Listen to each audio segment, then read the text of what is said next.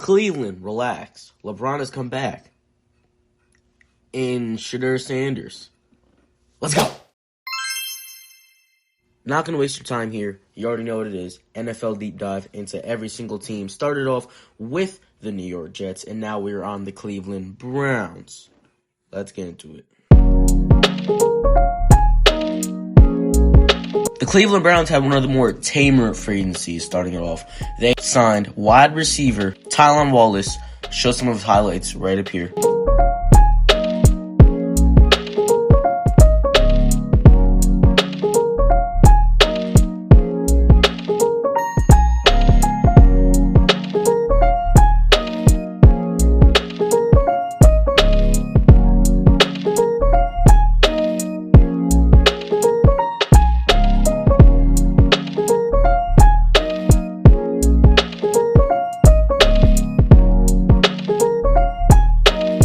Just because a team has a tame free agency doesn't mean they get to not sign good players.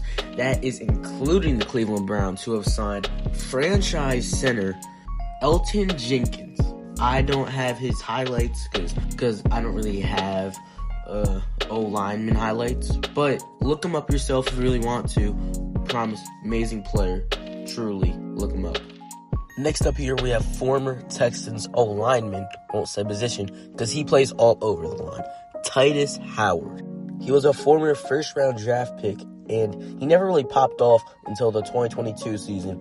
And for the past about 2 years or 3, he's been the only thing protecting C.J. Stroud. So, if you want to take that as you will. But however you take that, I just want you to know this man is a true franchise O-lineman. And the Browns have themselves a stud. Next up, last but not least, we have Zion Johnson from the Chargers, but they acquired him in free agency. During Zion Johnson's tenure with the Chargers, he was never a Trey Smith, and he was never a Joe Thuney. He was always that middle-of-the-pack guy that at least will be a warm body on that line. I think that's exactly what the Browns brought him in to do. They didn't bring him in to be the best right guard or the best left guard or just the best guard in general. Now he at least has somebody to trust on that line. And now it's time for the reason y'all clicked on this video.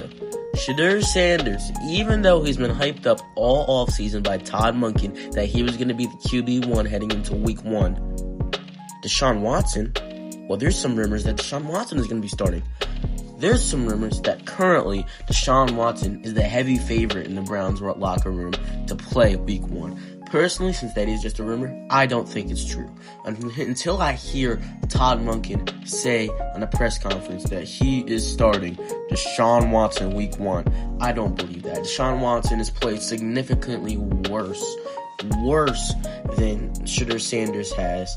And I just don't think that's what's happening. Personally, the only way that would happen, I don't think it's going to happen, the only way it will happen is if they start Deshaun Watson for the first 4 or 5 weeks and then they put in Shadur.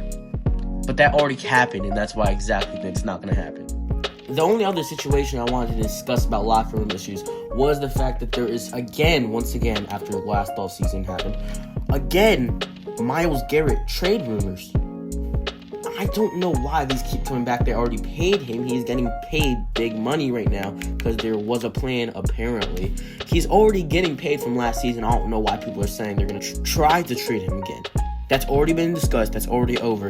It's not happening. All right? I'm sorry if you guys really wanted me to say that Myles Garrett has a chance of going to the Baltimore Ravens, hopefully. Not happening. I think the main highlight of this Browns team is most obviously the defense.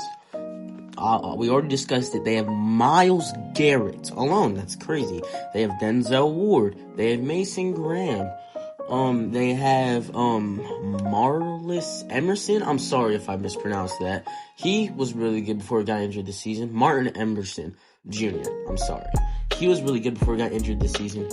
And they also had other young players like Carson Schlesinger. Sorry if I mispronounced that. They have a lot of players in the defense. That's the team's juice. You know what I mean? Now, if I was to give an overall summarization of this team, I would say they're a very young team but they're aging in the wrong parts.